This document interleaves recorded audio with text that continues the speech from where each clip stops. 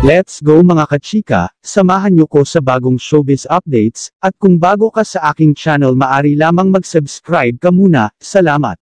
Kahit wala pa ring prangkisa ang ABS-CBN ay hindi umano samasagi sa isipan ni Joe Bascan na lumipat sa ibang TV network.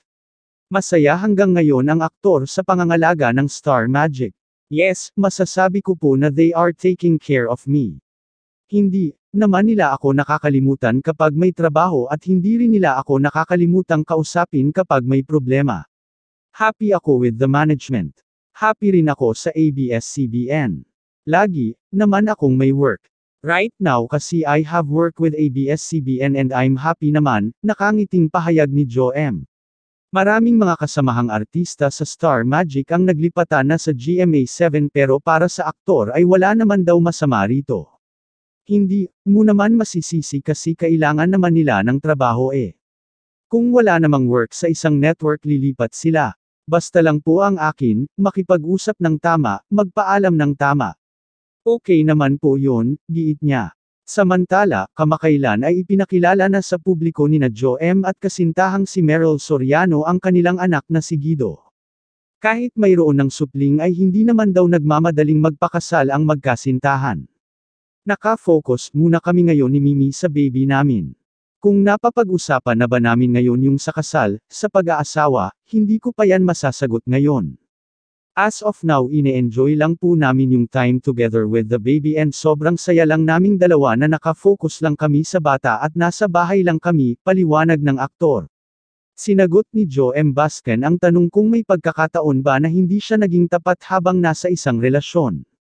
Sa naging media conference para sa pelikulang The Other Wife na ipapalabas sa ika-16 ng Hulyo, kung saan kasama ni Bascan sina Lovie Poe at Rin Escanio, inamin ng aktor na nangyari na ito sa kanya noong kabataan niya. Siguro noong kabataan, noong sobrang young days, baka po pwede kong sabihin na unfaithful. Ako, I'm speaking for myself, kapag nasa isang relationship ako nag-stick na lang ako roon.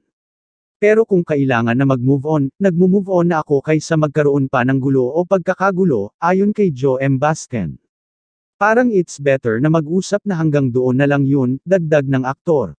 Sa Inside News ng Star Magic, sinagot din ni Bascan kung paano niya hinaharap ang puna o ginagawang pambabash sa kanya. Siguro kung ano yung gusto nilang sabihin about me or sa nangyari, I guess sa kanila na lang. Kasi hindi ko naman talaga nasabi yung side ko at hanggang ngayon pinili ko talagang hindi siya sabihin. Kasi iba ang nangyari sa mga sinasabi, ani Bascan.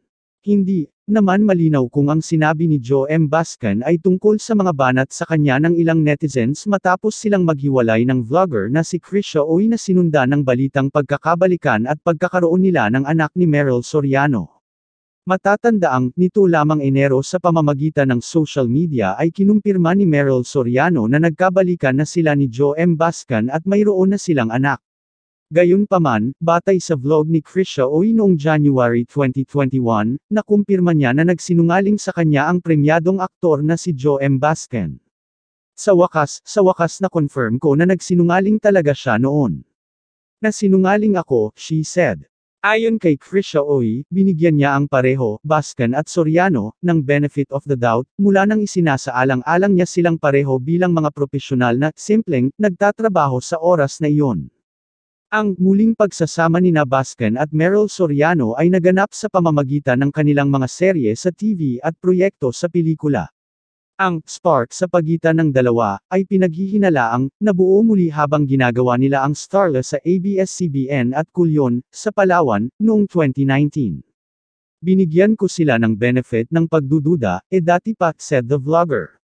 Sa kamakailang balita, ang anunsyo nina Joe at Meryl tungkol sa pagkakaroon ng anak ay ibinalik ang masakit na alaala ng isang kasinungalingang dapat tiisin ni Krisha bago ang katotohanan ay tuluyang ihayag. Pero, yun na nga, sampal sa mukha nung nakita ko yon. Sampal sa mukha na tama pala yung hinala ko noon. Nagkita, sina Joe at Krisha sa isang pista noong 2010 na posibleng matapos ang una ay natapos ang kanyang relasyon kay Meryl Soriano. Sa pamamagitan ng isang karaniwang kaibigan, ang Pinoy Big Brother Teen Clash Edition na ex-housemate na si April Sun, nakakonekta si Joe kay Oy. Iyon, ay sila ay naging isang magkasintahan sa loob ng 8 taon. Gayunpaman, hindi lahat ay nagtatapos sa isang masayang pagtatapos. Noong December 2019, isiniwalat ng aktor na naghiwalay na sila. Hanggang doon na lang siya. Kapag pinilit pa, on my side siguro mas magiging magulo. So I guess hanggang doon ko lang talaga kaya, said Joem during an interview for his film Writing About Love Back Then. Bagaman, binigyang diin niya na walang kasangkot na third party. Samantala, unang nagkasama ulit sina Joem at Meryl sa adaptation ng ABS-CBN ng I Love Betty La Fea. Iyon ay noong itinatag nila ang pagmamahalan sa loob ng isang taon at naghiwalay noong 2010. Gayunpaman, sa kanilang pagpunta sa kanilang magkakahiwalay na paraan, noong Enero taong 2020, mayroong mga alingawngaw na nagkabalikan sina Joem at Meryl matapos ipahayag ng una noong Disyembre taong 2019. Gayunpaman, ang dalawa ay inatungkol sa tunay na iskor ng kanilang relasyon. Sa pagsisimula lamang ng taong ito, ika-1 ng Enero, ay ang oras na kinumpirma nila ang kanilang relasyon, sa isang sanggol. Ito ay isiniwalat sa post sa Instagram ni Meryl kung saan nagpost siya ng litrato kasama si Joem habang hawak-hawak niya ang isang sanggol, ang kanilang anak na may caption, 2021. Nawa ang taong ito ay maging mas mabait sa ating lahat.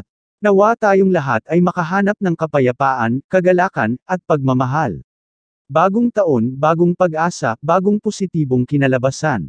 Maligayang bagong taon mula sa aming pamilya hanggang sa iyo. Sa ngayon sinabi ni Baskin na wala na siyang mahihiling pa maliban sa mabuting kalusugan ng kanyang pamilya.